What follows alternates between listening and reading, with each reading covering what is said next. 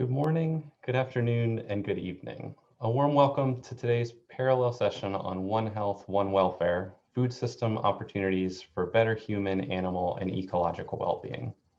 I want to give a sincere thank you to the UN Food System Summit Secretariat for offering us this opportunity.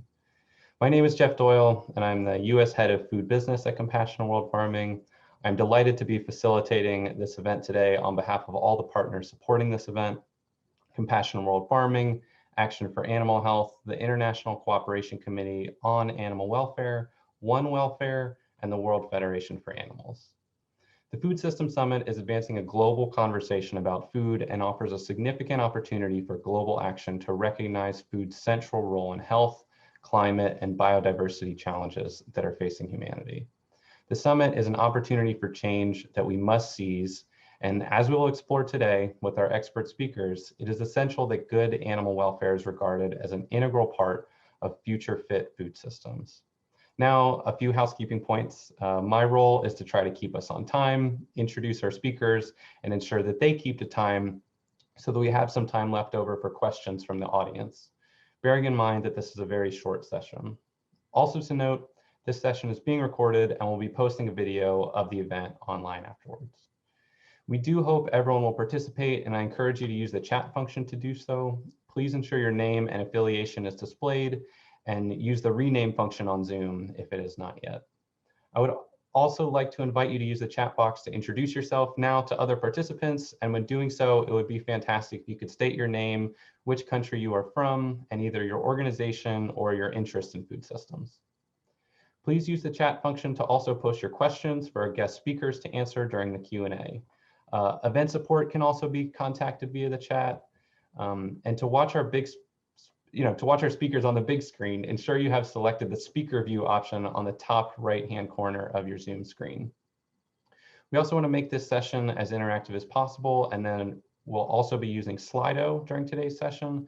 To use Slido, simply scan the QR code that will appear on your screen and enter the hashtag or the code #CIWF at slido.com. Responses will appear in real time on the screen here in Zoom.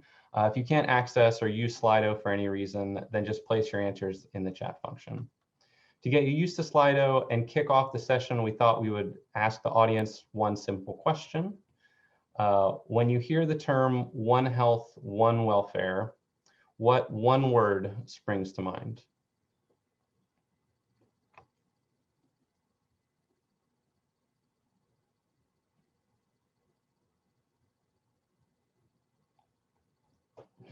Give it a second here as people get booted up on Slido. I see integration in the chat box, absolutely. Holistic, COVID, certainly. Connectivity, another great answer. Harmony, I see in the chat box. Interconnection, hopeful, I love that. Multi-species, definitely very, very important. Oh, now they're really coming in. Systems thinking, critically important here. Sustainability, yes, I think it grew because there were lots of folks chiming in with sustainability. Collaboration, balance, I see as well. This is fantastic. Oh, yes, this is great. All right. Well, it looks like we have a great audience. I see we're up to 150 attendees, which is really, really exciting. So please continue to contribute throughout the session. And as we said, start to think about questions that you'd like to ask the panel as we go through today, and we'll have some time at the end to get those answered. So without further ado, I'm excited to bring in our speakers. Just to note, in the interest of time, I'll not be reading biographies for each speaker, but they are available on the event page. So with that, I'd like to welcome our first speaker, Dr. Andrea Gavinelli. Dr. Gavinelli is the head of the Animal Welfare Unit, Antimicrobial Resistance for the European Commission. Dr. Gavinelli, over to you. Thank you very much, Jeff. And surely a very interesting and extremely sharp and short session indeed. Well, it's a great honor to introduce this and to say how for the European Union we are in a important historical moment for animal welfare. Next slide. In fact, animal welfare, it is central to an important revolution in the approach to farming and part of the farm to fork strategy that is in fact central to the reform of the food systems. In this strategy, we say clearly that better animal welfare improves animal health and food quality, reduce the need for medication, and can help preserve biodiversity. The target is so to modernize as quick as we can the current legislative approach to welfare in the EU. And we have to do it also because we have a strong call by European citizens. As I said, like with a European citizen initiative that called End the Cage Age, that was in fact demanding the phasing out of cages in the EU and has been supported by the EU Commission as a target, and not only, also by the European Parliament. In the next slide, I show you in fact how it works in practice. We are now assessing the quality of our legislation that is in place since many years, and in fact we need to check how to align it with this latest scientific evidence to broaden the scope and also to make it easier to enforce. But last but not least, first of all, to ensure a higher level of animal welfare, that is the demand. So the next slide spoke about this process, that is the revision. The revision is in fact already, and the process, as I said, is started already online. You can have a set of options that we have already collected from our previous public feedback. And these options are what we will consider in the impact assessments to revise then and to prepare a proposal from the European Commission to the co-legislator for the new legislation of the future. You are also invited to contribute. This public consultation is still open till the 23rd of August.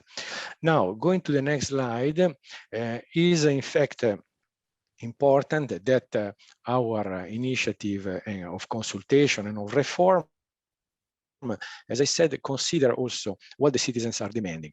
And this one of the milestone of this is the End the Cage Age.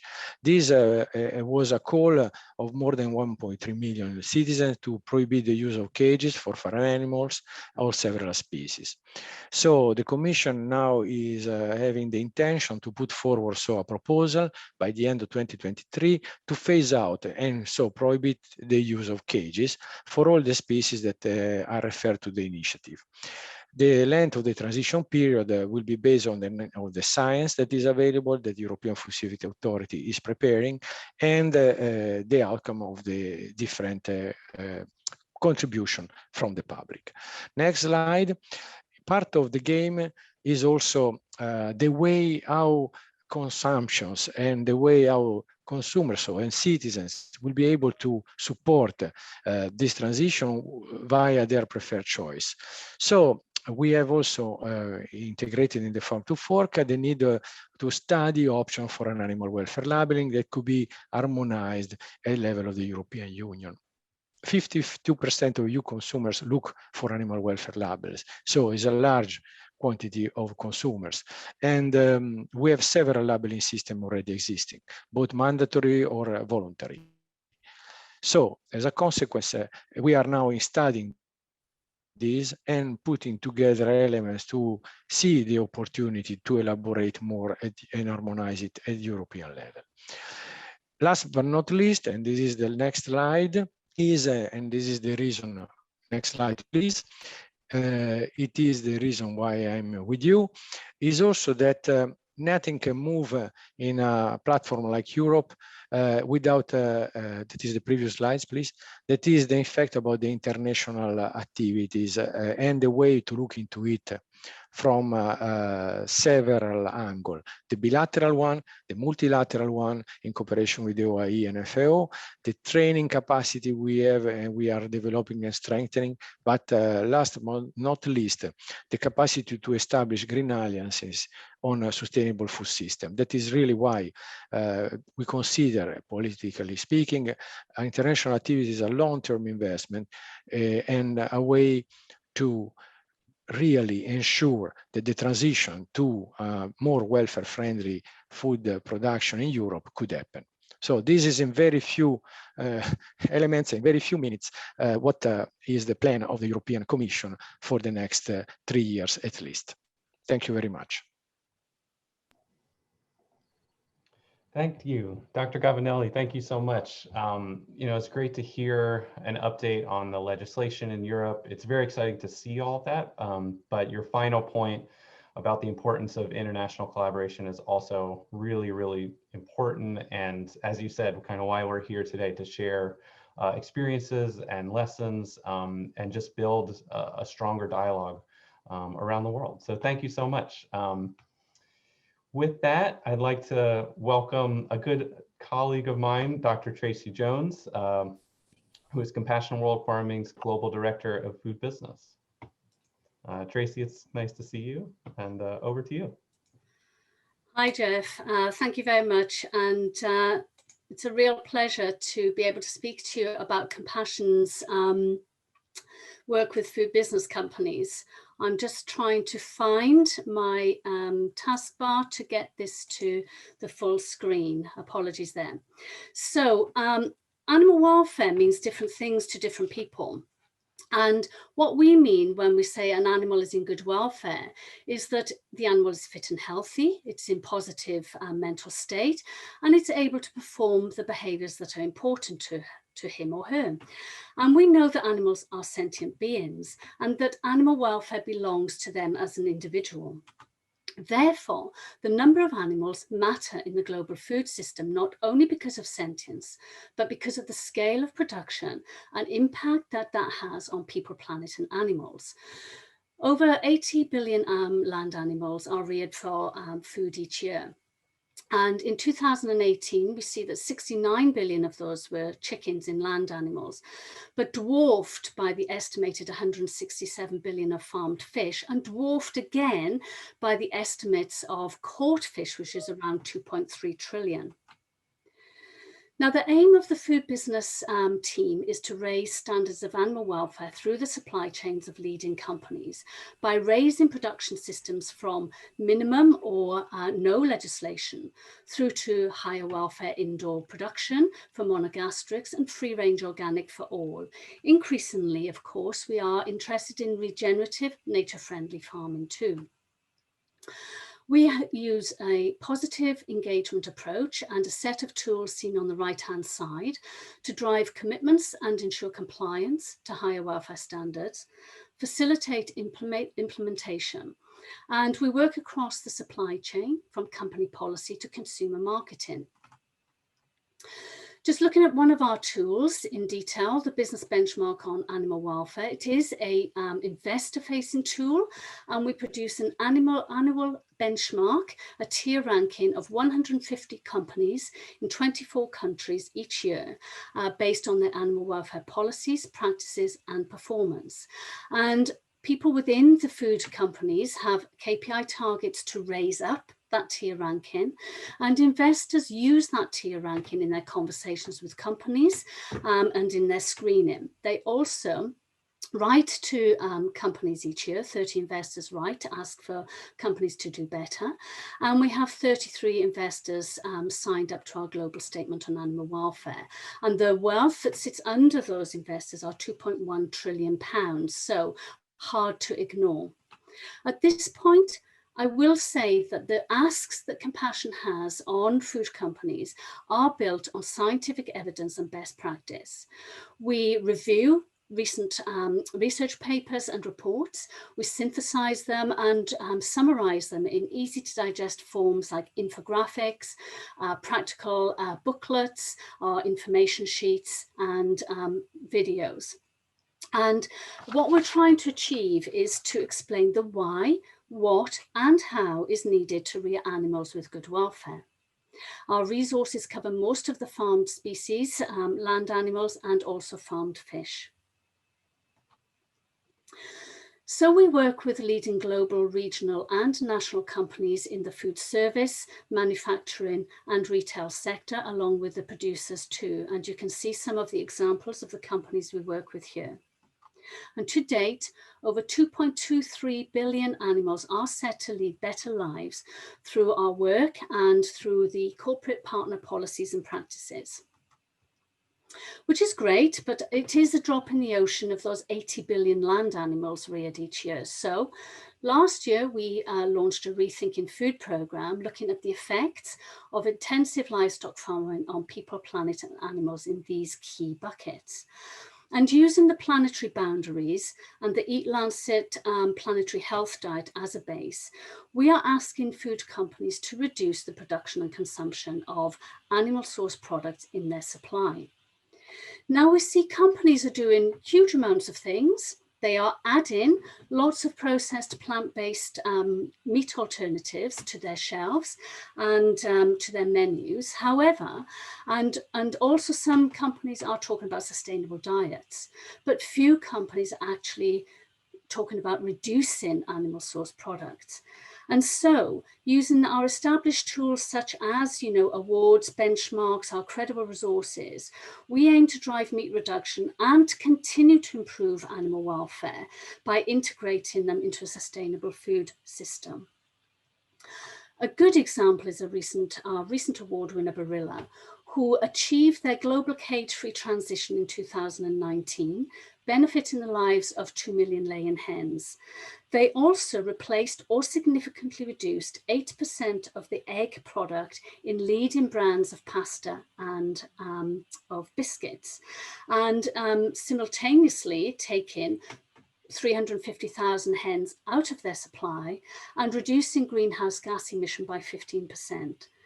And so are combining improving animal welfare with reducing reliance on animal source products and benefiting the environment, aligning with One Health, One Welfare concept in their Good for You, Good for the Planet sustainability program. Thank you very much for your attention. Thank you, Tracey. I have the privilege of working with Tracey every day on these issues, and it's really exciting, and I can share just personal experience, how exciting it is to see the evolution of conversations with companies, that I really do think we're in an important and exciting time for thinking about the future of food. And, it's not a coincidence, I think, that we're having the UN Food System Summit this year as well, just as these conversations are really kind of looking towards the future and thinking about how, animal welfare is fitting into this One Health framework and just the future of food together. So thank you, Tracey. It's great to see you. Next, I'd like to welcome Dr. Stella Huertas.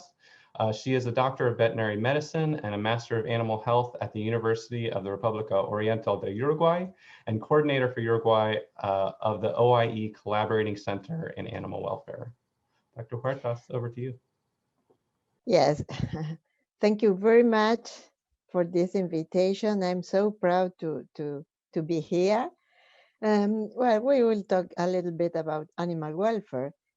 According to the OIE terrestrial code, we know that the animal welfare means the physical and mental state of an animal during the life and death.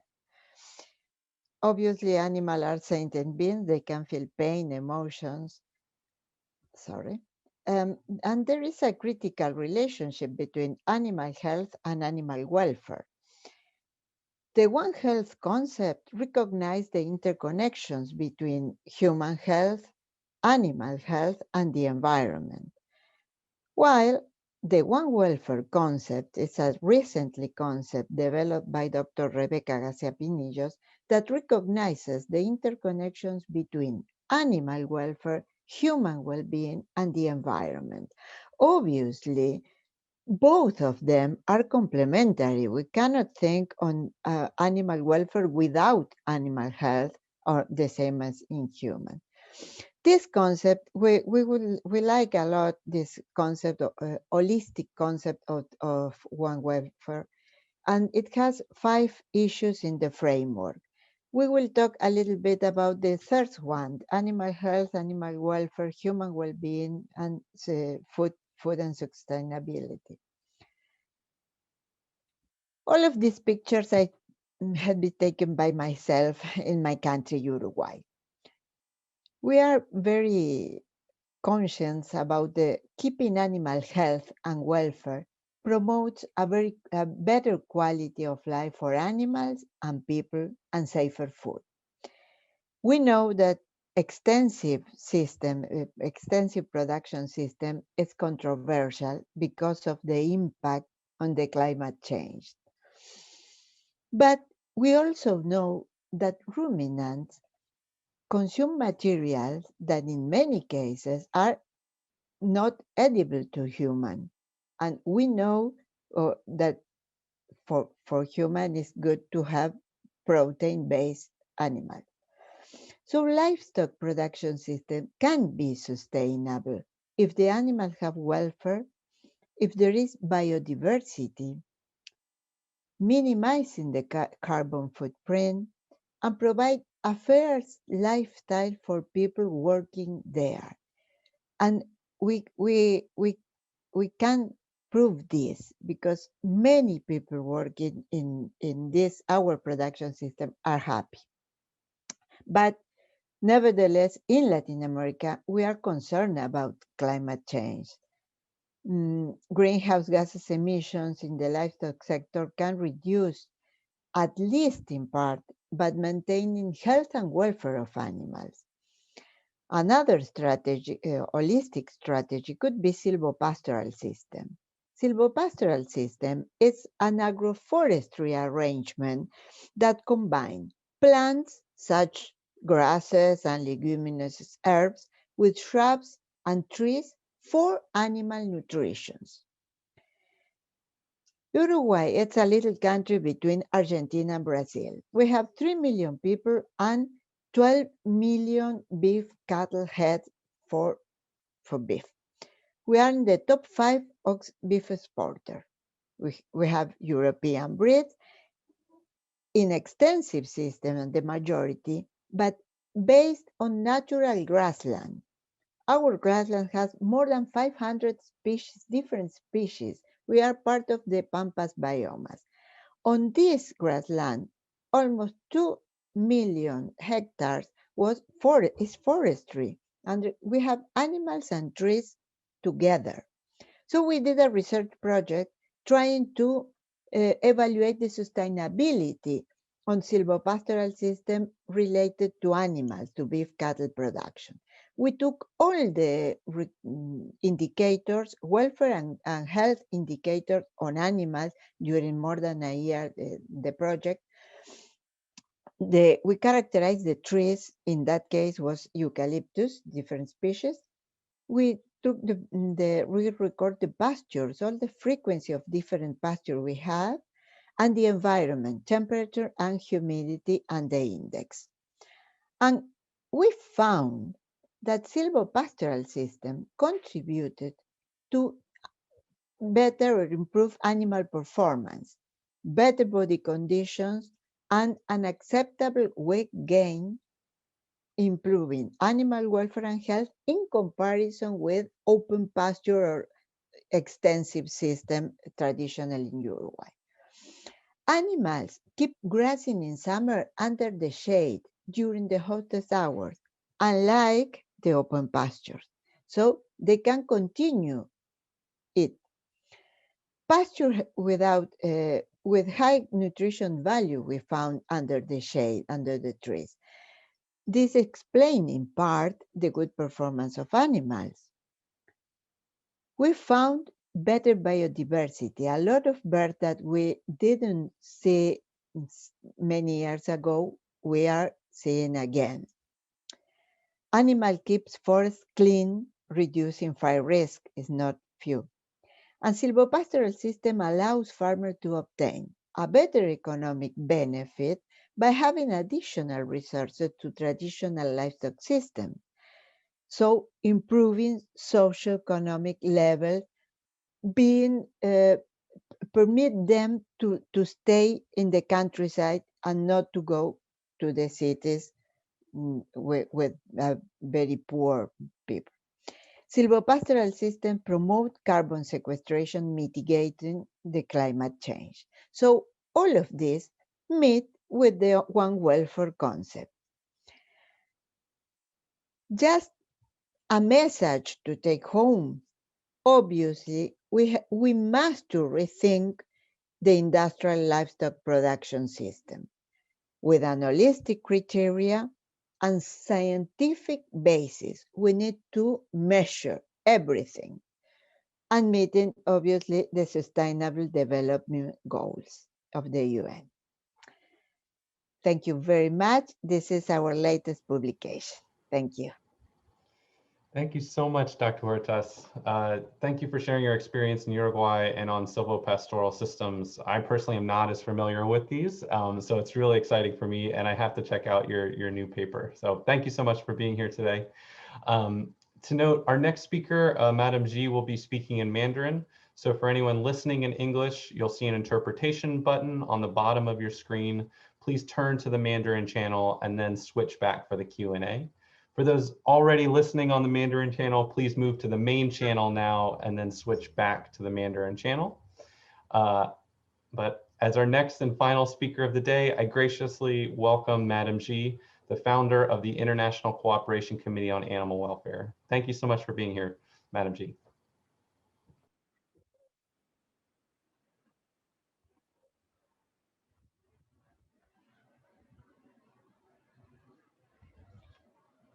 各位新朋友、老朋友，大家早上好。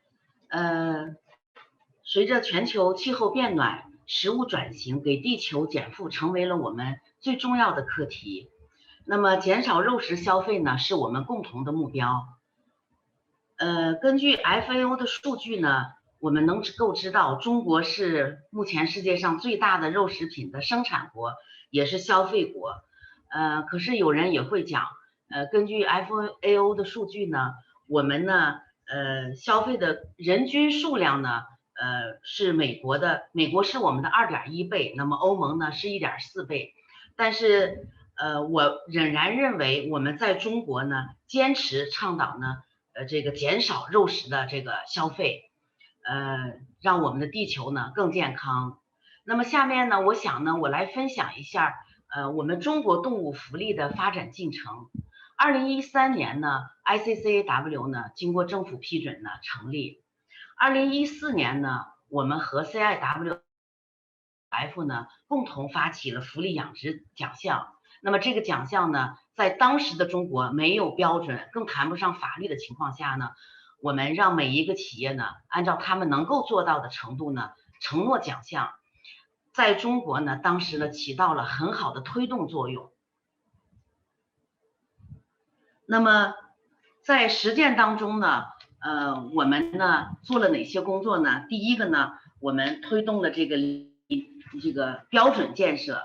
这个标准呢，我们现在中国呢已经有我们的团体标准呢7个，同时呢也有3个这个国家级的这个行业标准，是由我们协会来颁布的。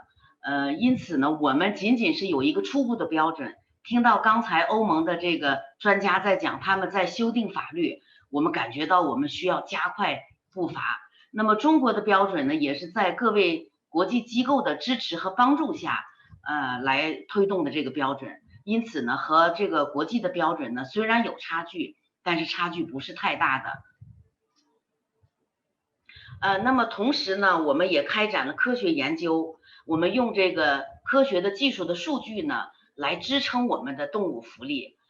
在中国呢，大家都知道规模化养殖呢是主流，那因此呢更需要科学来支持我们。因此呢，我们和 WAP 呢进行了猪的项目，我们也进行了驴的项目，我们和 RSPCA 呢进行了这个肉牛和肉羊的项目。那么同时呢，我们有政府间的欧盟的这个减抗和动物福利的项目。这些研究结果呢，对中国推动动物福利呢，起到了很关键的作用。那么在中国呢，动物福利呢，也是得到了中国政府的认可。首先呢，把动物福利产品呢，纳入到这个农业部的农优特产品的这个推动当中呢，也有一个证书。因此呢，动物福利呢，在中国呢，也是受到了这个政府部门的认可的。同时呢，在中国呢，第1届世界农场动物福利大会上呢，中国的农业部的副部长呢做了一个讲话，在这个讲话当中呢，也成为了中国开展动物福利工作的一个指导方针吧。他也讲了，一定要加快动物福利的标准和规则的制定，那么探索呢，在中国呢推进这个动物福利立法的进程，同时呢，也希望呢作为农业未来发展的一个重要的抓手，所以这个呢会对我们动物福利工作呢推动呢起到一个非常积极的一个作用。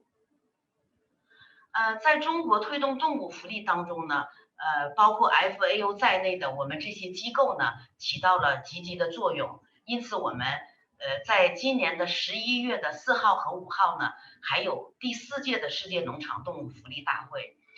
今天参会的呢很多专家，我听到了很多都是非常前沿的信息。我们也希望呢，在那个时候呢，你们来向中国的观众，来向世界的观众呢，讲解更多的知识，让我们来推进，尽快的呢看到我们和国际的差距，来推动这个中国的动物福利。最后呢，我也希望呢，我们携手呢共同努力。我们在技术上呢，真的是需要大家很多的帮助。我也希望呢，我们呢能够跟上世界动物福利的步伐。谢谢。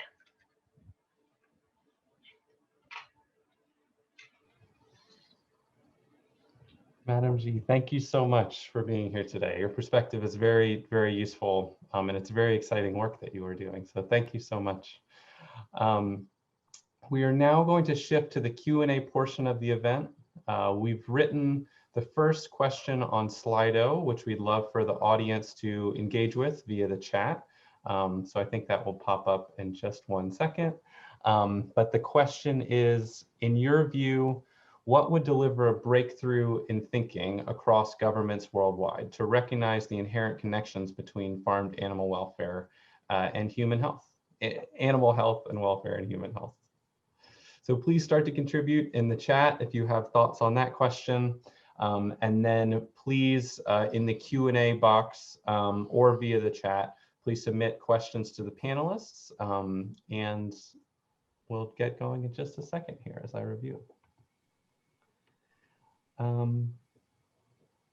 Okay, so great question here. How do we get the One Health strategy to work worldwide when there's such a vast gap between wealth, education, and cultural practices within countries?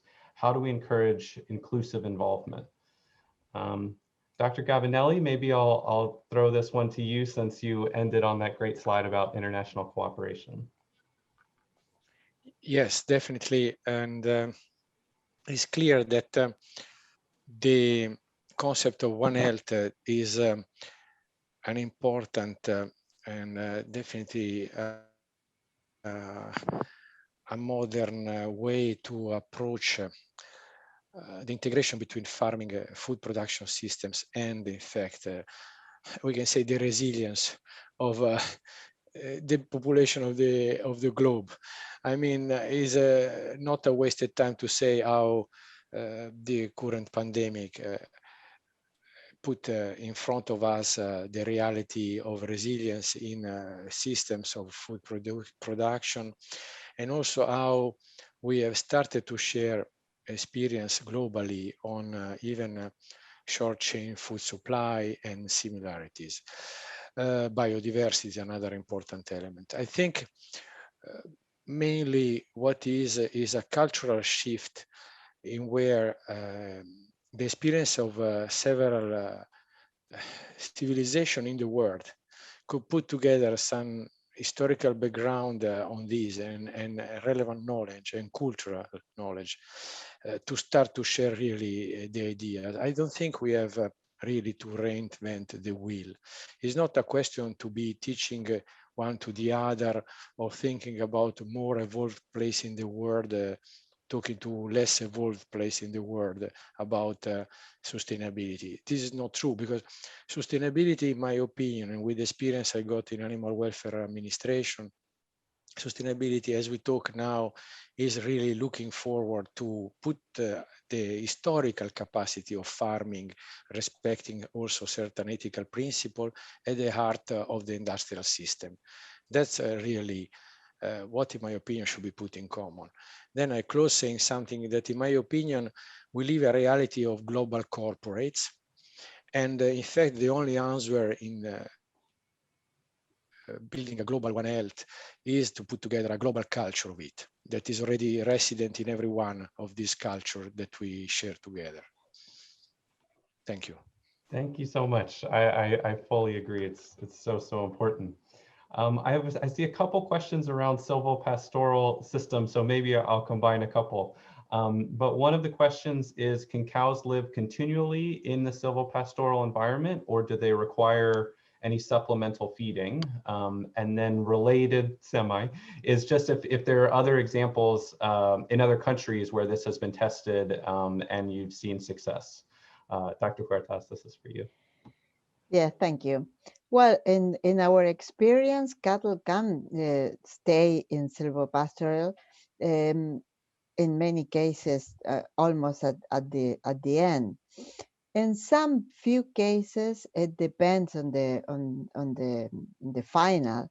There's some supplementation, but very few. The key thing is that the trees can let the passage of some light. If not, there is impossible to have some grasses. So the best way to design the forestry is with some meters, two lines and 7 meters open and 2 lines again. That's it. In this situation, grasses can grow and animals can live perfectly without any problem. We saw some silvopastoral system also in Chile, in Brazil, in Paraguay. We visited a lot with the same success. That's great. Thank you so much. Very exciting to see, certainly. More good questions coming in, and please continue to contribute. We'll get to as many as we can. One here is a fairly general question, but I think a good one. How do you think adopting a One Welfare approach alongside a One Health approach could help improve current local policies? And Madam Xi, maybe I'll put this to you to just say, like, how are you thinking about this in the context of China?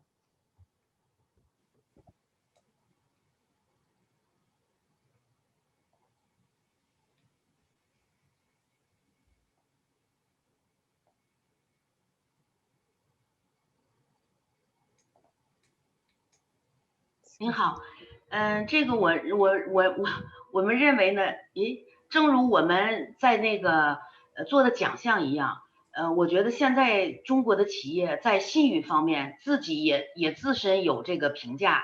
另外一个呢，就是我们会有更多的兽医和专家呢进入到企业里面去，帮助他们进行评估和指导。我觉得这个很重要。这方面我们还很欠缺，我们最需要的是市场上对企业这个产品的推动，我觉得这个是最关键的，也是我们现在需要努力做的工作。没有了，谢谢。Thank you very much. This is great. Seeing lots of questions continue to come in. One for Dr. Tracey Jones. Is there something you're particularly excited about in the space right now of the work you've either personally worked on or just that you're seeing across Europe as far as companies or what you're seeing on the policy side is exciting about more appreciation and better integration of One Health and One Welfare? Yeah, I think one of the most exciting things for us is that the conversation has really shifted over the last even 12 months. So, we've been trying to talk about the need for meat reduction, the need to integrate, animal welfare into sustainability for quite some time, and, have had various receptivity from companies. But what we see now is that everybody is talking about this. It's not just us, everyone's talking about it. Everybody recognizes the need for reduction. Everybody recognizes the need for integration and improving animal welfare. To the extent I see a question there on like antibiotic resistance, how can we overcome that? Well, by having better breeds of animals that don't need the antibiotics and better production systems that don't, you know, make animals have need those antibiotics. So I think for me, the exciting thing is that companies are in this space, they're talking about it. There's a lot of activity. We do still need a shift from just adding protein alternatives now to reduce and replacing and keeping on that improvement record. But exciting things with happening with all the big companies at various scales. So watch this space, I think, in the next 12 months. Fantastic. Thank you, Tracey. And maybe Dr. Gavinelli, I'll bring you here in a little bit as well, since I know this is one of your specialties, but anything particularly related to antimicrobial resistance, antibiotics that you're seeing now that may be, you know, more exciting these days than it was even a few years ago? Definitely, as you know, already in the Farm to Fork strategy, as I mentioned, there is a direct connection between welfare and the reduce of using medicaments. We are doing important steps in this area. As you know, we have an ambitious target, even in the EU, to reduce by 50% the use of antibiotics for animals breeding and farming. And this is a real, a big challenge. To be honest, the appetite for a One Health and the perspective to associate the human and the animal capacity in terms of developing a strategy to reduce antibiotics, but also to monitor their use, and also to see the impact on the environment, not to be forgotten, because this is an important element in the equation.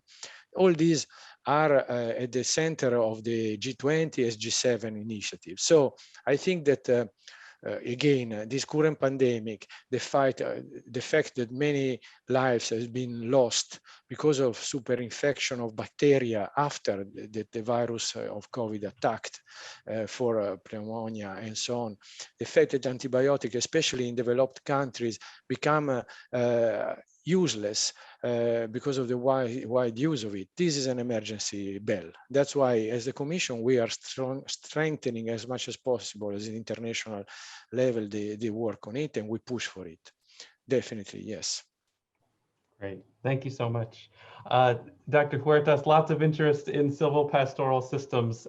So we covered others, you named a few other good examples, but a question from the audience is, do you think it could be adopted in Europe? And as someone who lives in the United States, do you think, you know, it could be adopted in the United States as well? The topography is a little bit different, but I'm curious if you've thought about other regions where it could be really helpful.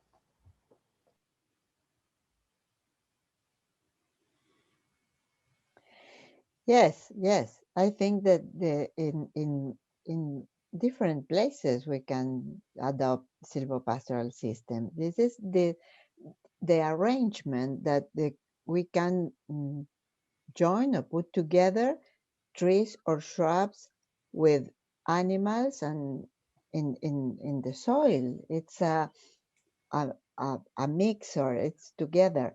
In many countries that it was deforested and then monoculture, now like Mexico, some part of Brazil, now they are going into the silvopastoral systems, trying to improve the resilience, the welfare, the animal welfare, and human well-being, because the people working in that systems are better than in the others.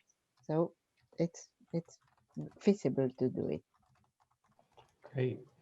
I think we'll close maybe with one final question for Madam Xi. There's a question from the audience from someone from Russia who's interested in just how you got your initiative started, and do you have any recommendations for those in Russia or elsewhere around the world who want to follow a model similar to what you've been able to do in China?